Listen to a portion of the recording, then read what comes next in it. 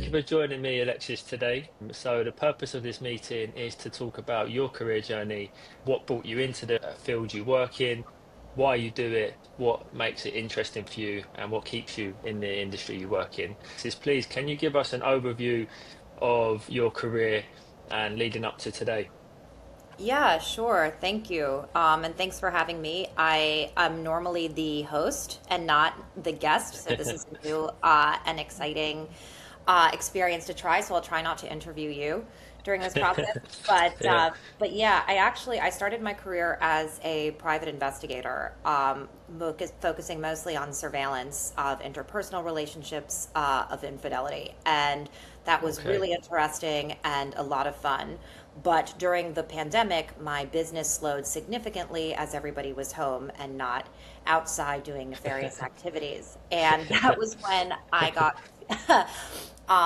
so like a lot of folks that I'm sure you've had on your pod, spent a lot of time inside reading about crypto and the markets and how the world was changing. And I thought, how can I utilize my investigative skill set potentially in crypto?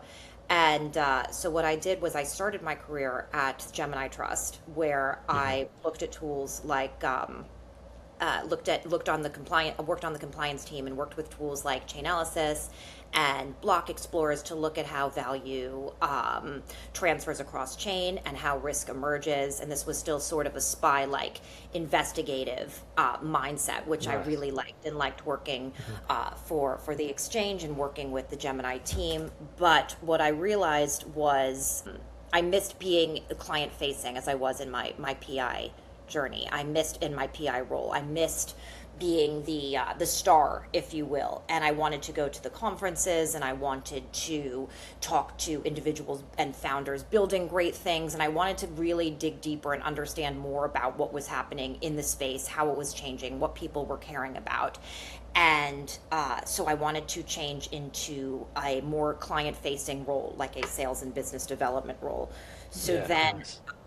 yes. So then I went to Chorus One, which was recently bought by Bitwise, and I sold staking infrastructure and staking services to a variety of different folks who wanted to earn yield on their assets, um, and was there for about 3 years. And then most recently was at Validation Cloud, where not only was I working with their staking team and RPC, but also their data and AI product. And I was there for just under a year. And right now, Mhm. I'm actually working with you and several others into getting my next full time role in this wild space. So that's kind of a long winded career journey arc of my time in crypto. I hope that worked. Yeah, it's interesting. I didn't actually know about your background as a PI, Oh, so that's no? cool. Okay, very No. good. And if you don't mind, Alexis, for someone, because part of the reason for this podcast is to give others an insight into industries that they don't know about. So for someone who doesn't understand or know the industry, maybe like a 10-year-old growing up, how would you describe the Web3 industry to someone outside of it in a nutshell? Yeah, well, certainly to a 10-year-old, and I like to talk to kids and spend a lot of time with kids doing a variety of different volunteer work and programs like this. So I actually talk to kids a lot Nice. about crypto, and basically what I say is it's like email, but instead of words or messages or photos being exchanged via email or text, it's money. So it's essentially that money that is on chain that's being moved faster, easier, cheaper, better, is the best way that and most accurate way that I think young kids understand it and think about it. I don't know Nice. if Yeah, that's the best way, but that's what seems to resonate. that's the first time I've heard that way described. It makes a lot of sense, actually. Yeah, it's a good way to put it. I might Thank you. try and use that when I speak to some people in my family who don't get it. So, Yeah, yeah. and tell me, Alexis, to go right back to the beginning. So, before you was a PI or your very first, straight out of school, what did your earliest career look like? What was you doing Straight out of school, meaning university. at university? Yeah. Yeah, so that was so the private investigation work was really what my earliest Oh, was that your career was. first? Okay. Oh, right. Yes. Sorry. Yes. Yeah. No, not at all. Not at all. So I graduated university. I went to Vanderbilt and studied political science and Hmm. Arabic. I thought I wanted to be an international spy. So I started in my very own city. And while I was doing the private investigation work, I also had stints that were more corporate in the sense of I worked for former Mayor Bloomberg's Every Town for Gun Safety, where I researched and investigated where guns came from when crimes were committed, of where guns were used. So that was very interesting. And also worked as an investigator for the New York City Department of Investigation. So where there was potential fraud or bribery or issues within New York City departments, like the New York Wow. Department of Health or Department of Finance.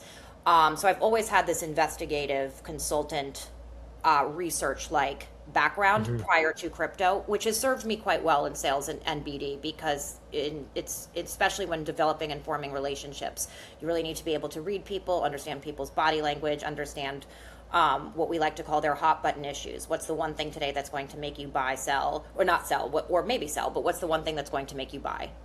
Yeah, I This understand. You must have a lot of transferable skills from what you've learned before. But is there anything you've had to unlearn in now working unlearn. in now working in BD? Is there anything that maybe you had to Oh. maybe maybe not unlearn, or you had to change at all?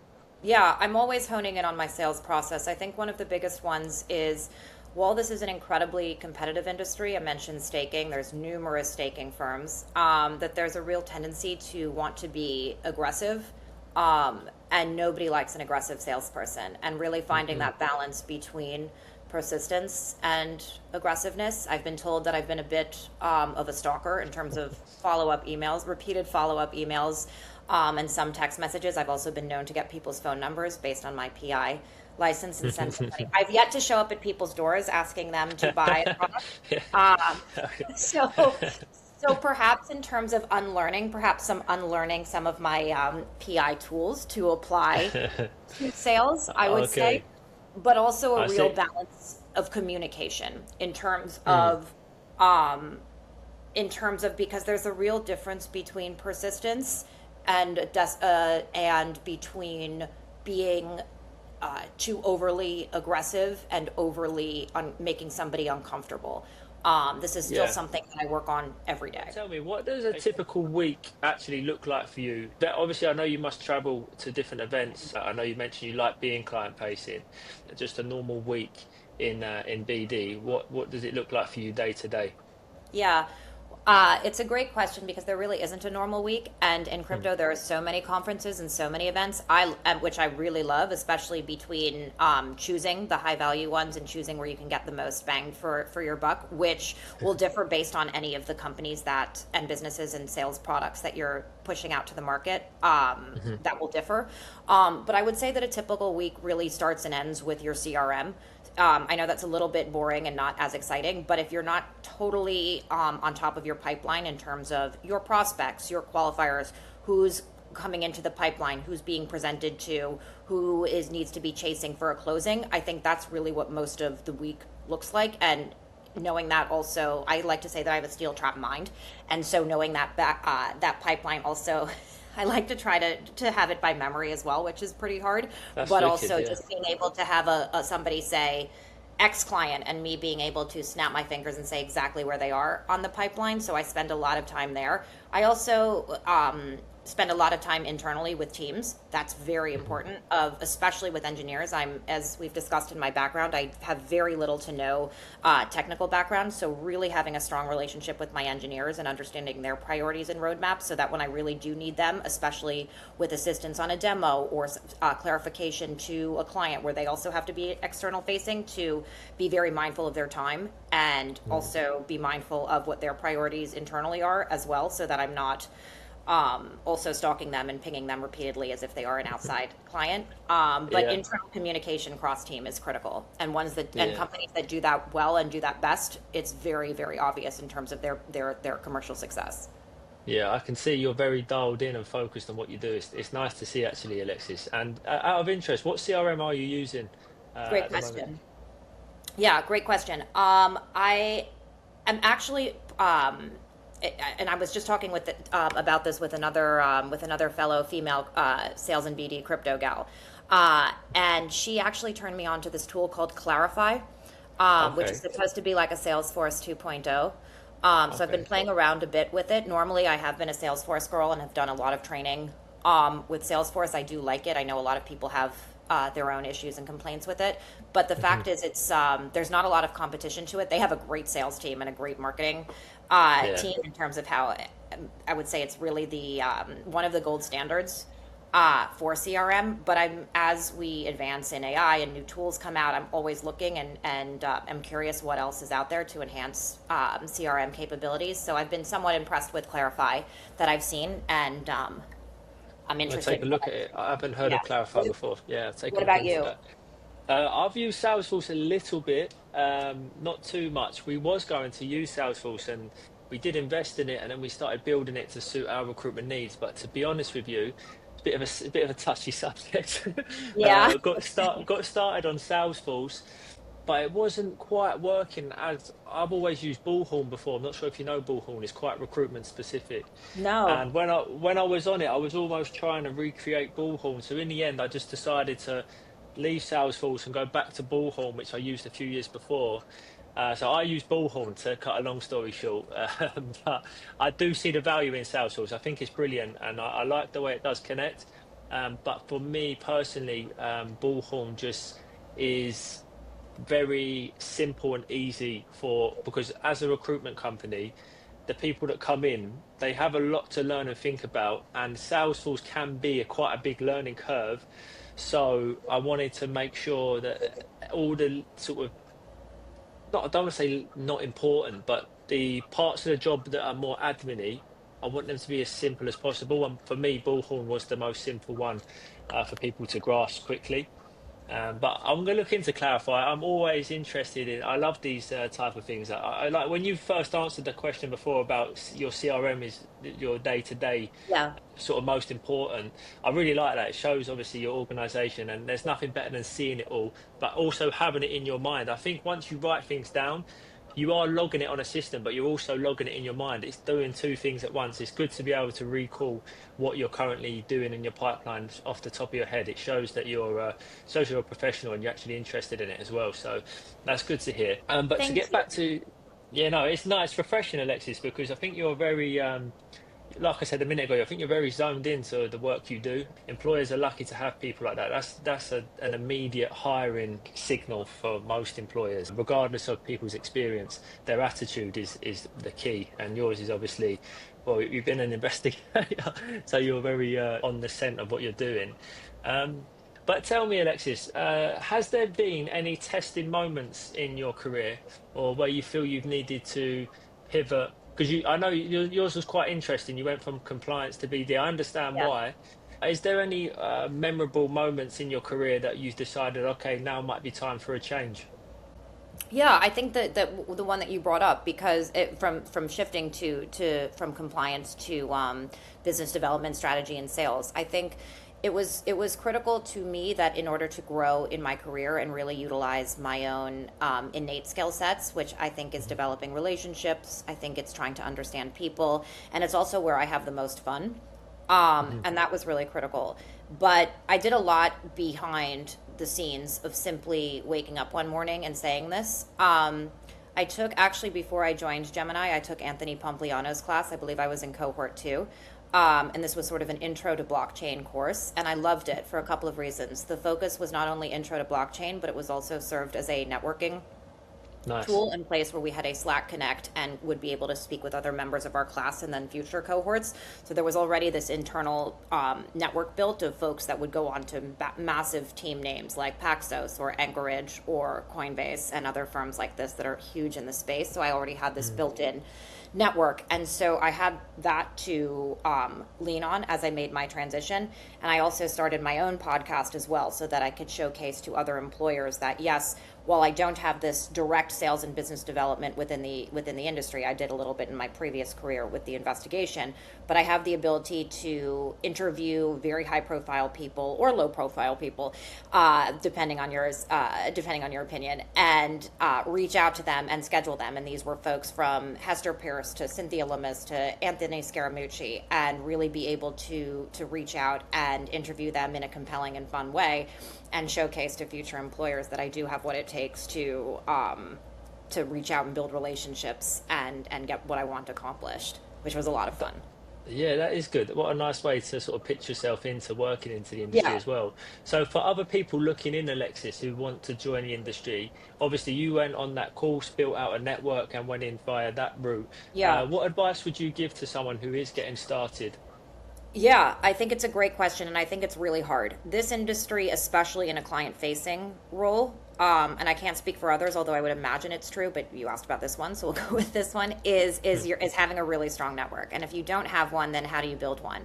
There's a ton of courses beyond Pompliano's. There's also SheFi, which is really great. That's the women's course of Intro to Blockchain, but it has the same concept in terms of building a network. There's a ton of events, going out, talking to folks, being part of groups, asking and asking a lot of questions, and even meeting one or two people to build that network is already huge. The industry really likes hungry people. The industry really Hmm. like, at least that's from what my experience is, and people that are curious, that like to learn, and that like to work hard. So that would be probably my first step, is finding one or two or three companies that are doing something that you're somewhat interested in, whether that's stable coins or tokenization or a specific concept in DeFi that is intriguing, and going after where those companies are, and finding those events, and or doing some sort of a course where there's an internal networking tool built. Okay, I see. Yeah, that's good advice. Hopefully, people can enter the market. I think, like you say, it comes down to someone's drive. If they really want in, they'll find a way. And can you tell us, Alexis? I'm intrigued to ask this question. If you can disclose it, what's been like your best moment in BD, or your best, when you've been networking, or someone you've met that's led to a really good deal or partnership? Can you tell us maybe your best moment so far? I have more of a kind of funny moment than best Okay. moment, but it can also be my best. So I remember when I was at Chorus One and we were talking about a conference strategy, and this was for Consensus of 2023 at the time, and we were thinking about the opportunity cost of getting a booth, which is quite substantial even today, and still as it was back in 2023. And we were Hmm. talking about the merits of it and weighing back and forth about how there's, dozens and dozens of booths. How do you capture people's attention? And I said, what if we had an alpaca? So they all kind of looked at me like I was crazy, but I think it's Texas family alpacas. I worked on this from Christmas until April, of getting all of the paperwork with Consensus done and all of the insurance. And we had an alpaca at the Chorus One booth. This also made Yes. Desk Television. I think we must have had the most traffic at every booth, and I do believe a couple of deals were closed from this alpaca, who was very, very sweet, and that was a lot of fun. I don't know if there's ever been a live animal at Consensus before.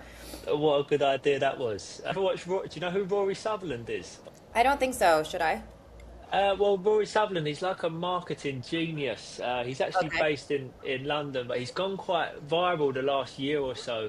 But he always says sometimes it's not the case of trying to be better, but to be different. So the alpaca is definitely different. And Yes. Alexis, can we please talk a little bit about hiring processes? So Hmm. obviously, as part of my job is to find companies the right talent for their requirements. Also, I'm trying to always be bettering and studying hiring processes and how candidates feel going through them, and also how clients see them. So, first of all, if we start off as you as a candidate for a position when you've joined companies in the past, can you tell me a time where a hiring process you felt has been effective, where you thought, you know what, I was really able to show who I was? So I think your audience is probably going to hate me. But I really, for Validation Cloud, for the last one company that I was hired for, they did have, the process moved quite quickly. Hmm. I really liked that the recruiter really was followed up quite regularly after just about every call. And I think there were only about three or four, and a lot of firms do five, six, seven, eight, which I think is really overwhelming. But they did Hmm. have me do a take home assignment and then present it to the executive team. And at first, I know that this was, people find this very annoying in terms of doing free work, and I can understand that as well.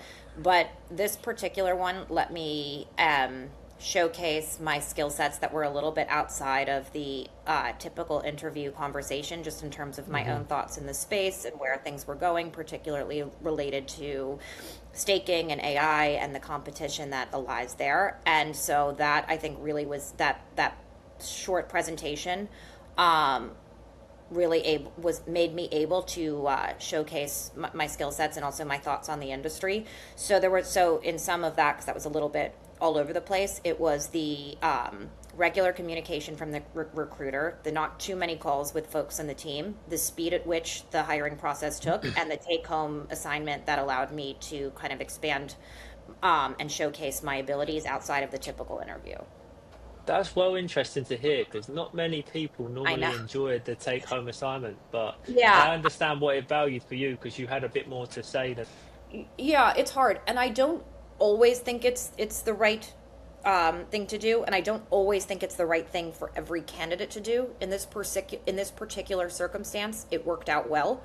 Mhm. And when you asked about what stood out, and I think I was very proud of myself. It was a big Nice. self-esteem booster. I think when I presented this Did take you home, present it? Sorry to interrupt. Did you no, no, present no, it in person or did you present it virtually. I virtually? presented it Okay, virtually. Yes, I nice. presented it virtually. And I think that experience made me very confident in saying, if I do not get this job, then this is truly not the right fit beyond reasons of my own capabilities because I felt very good in what I was presenting. And taking that ownership was powerful. That is good. Yeah, I like that. Well done, Alexis. And they obviously offered you Thank the job you. then. Yes, they Uh, did. Yes. Yes. It I was a think lot of fun. someone who turns up and says, this is what I can do, and if it doesn't suit you, then maybe we're not right for each other. They Right. immediately see your value. So yeah, I hear Correct. that. And on the other side of the coin, Alexis, have you been involved in hiring a team before in hiring process where you are reviewing someone else? Not in a not in a formal way. I've seen Okay. some resumes and had conversations in a very non-traditional way. Okay. I've also done a lot of interview prepping for folks and for colleagues and friends in the space, Nice. but in answer to that question, that would be not in the most traditional sense. Yeah. Okay. And in a non-formal way, when you Mhm. do have spoke to people, what would you typically want to understand from them about them?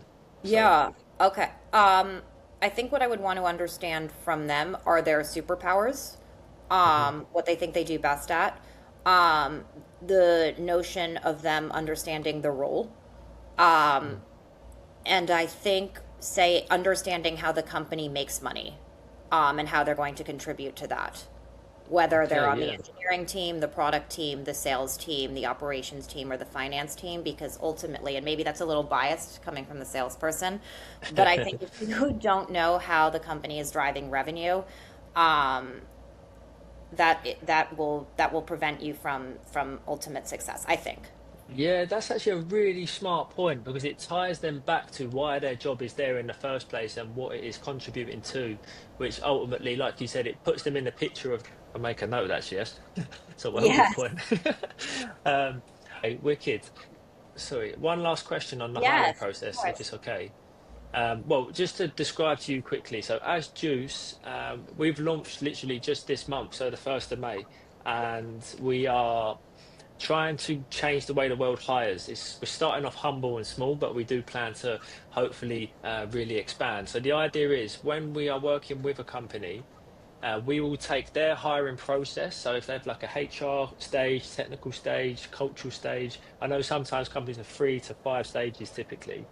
We will, like we are today on a platform like this, go through the interview questions for the client, record it and deliver it to the client with the CV so that the first time a client invests time in reviewing a candidate, they have completed the hiring process. There's quite a bit of trust to know that the recruitment agent like us will get it right because we're not trying to waste anyone's time. We're actually trying to save time. You know, when a hiring process starts from the first stage through to the final stage, it can take sort of 6 weeks of scheduling interviews, getting people's availability, things come up. So our idea is that we conduct it all for you and send you a 45-minute or a 1 hour video that the hiring team can watch.